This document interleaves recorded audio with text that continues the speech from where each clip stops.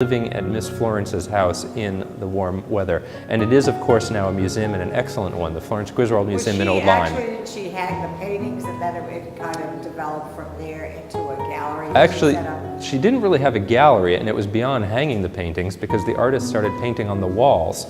The paneling in the dining room of the Florence Griswold Museum, which was 18th century or early 19th century paneling, each panel in that dining room has a different painting by a very well-known American artist, Childe Hassam, and they often have sort of a cartoon-like character. They would paint themselves into the history of the art colony. They called themselves the Hot Air Club when they met on the porch out front of the Griswold house. Yes, this was the beginning. This was establishing the whole thing from our Impressionism to modernistic painting. But let's go to the next part of the exhibit, which is what? Excellent. We'll go right across the gallery and look at Cobb, Connecticut. Just as important as Old Lyme was Cobb outside of Greenwich, which established a group of artists, and we're going to look at one of them, who is one of the most well-known, if you would. As early as the 1870s, artists are coming to Cobb, which, as you say, is part of the town of Greenwich, so it's very close to New York City. So as artists get on the train and leave the hustle and bustle of the city, they find this sort of peace and quiet in Connecticut. By the turn of the century, we have Childe Hassam here. And this is a little sketch that he made, and he actually executed this painting on the top of a cigar box.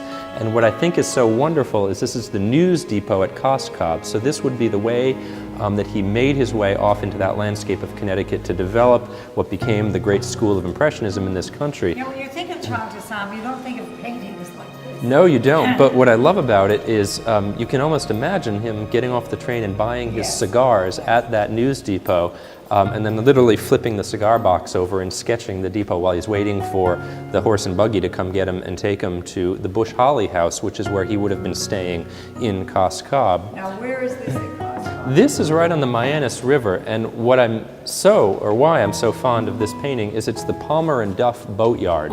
Palmer and Duff was a ship's chandlery and an organization or a company that refitted sailing vessels on Long Island Sound in the late 19th century. They went out of business just about the time that Charles Ebert painted this canvas.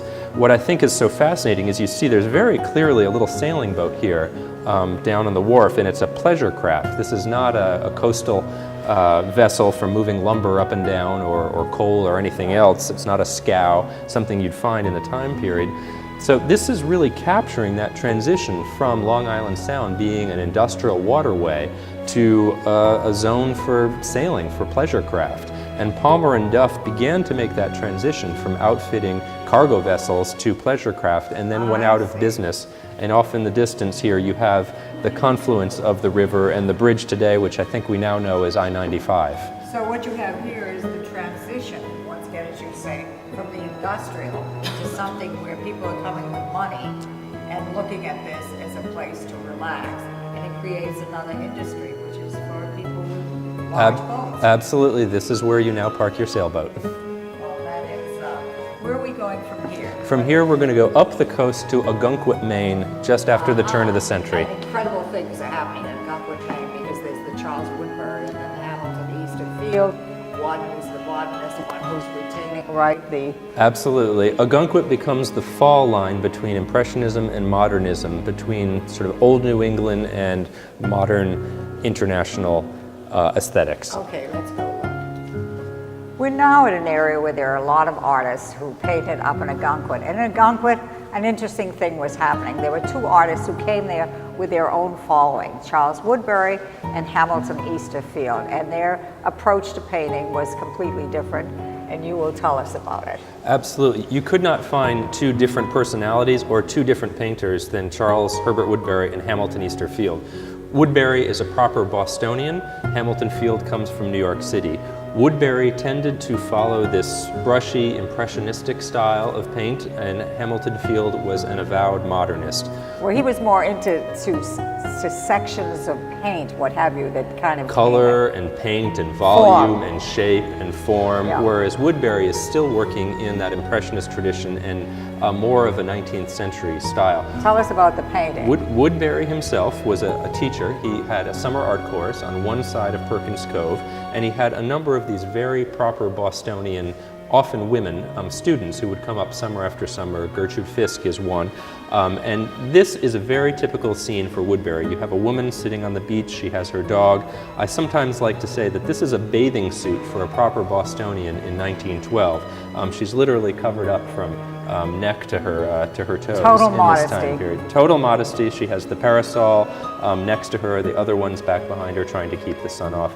This is a wonderful little vision of what Ogunquit was in 1912. It's a genteel place, it's a quiet old town, and yet it's humming with activity, and the beach is really quite extraordinary then as now. But Thomas, you know, that is still there where they go in and eat there, with the exception of the dress. It's still pretty much the same. The bathing suits have changed, but yes, it is very much the same, and Ogunquit has been a center for American art since the late 19th century.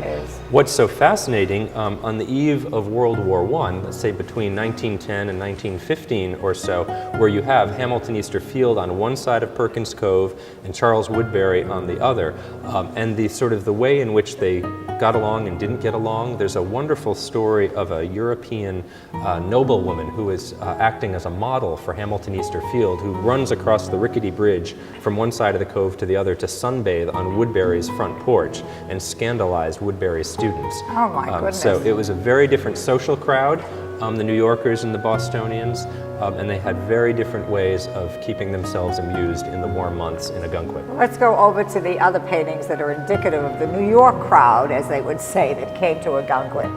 This one over here is, you're going to show us the way the sunbathed over here. This is by one artist. This is Yasuo Kuniyoshi, who is a student of Hamilton Easter Fields. Kuniyoshi was born in Japan and came to this country in the late 19th century. Hamilton Easter Field himself is best understood as a modernist activist, if you will. He was a painter himself, but he also owned a gallery and he provided studios for students of his. He was an organizer, a community organizer, if you will. But he provided studios in Brooklyn and then also in Ogunquit. The side of Perkins Cove that he purchased held a number of these small fishing shacks which had been built in the 1850s as part of a fisherman's cooperative where you would pull your boats up and mend your nets and keep your dory safe. It was perfect for the artists by 1910 or so, when Hamilton Easter Field is making it available to students like Kuniyoshi. You readily see that Kuniyoshi had a very sharp eye for New England material culture and visual culture. He was fond of this flattened picture plane. It looks like what we would call a folk portrait, that very sort of plain painting that you see in early 19th century New England.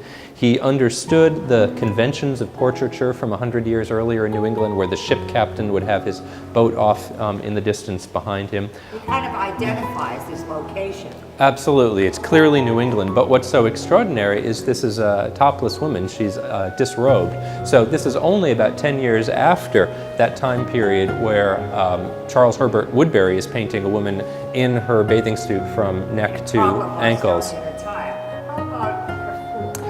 Bernard Carfile was born in Europe and then came to the United States, and again he's another one of these students of Hamilton Field. Field was known to just sort of gather up these modernist painters as he moved through his life. It is, although there are other Carfiles which will look much more like Kuniyoshi. This is a painting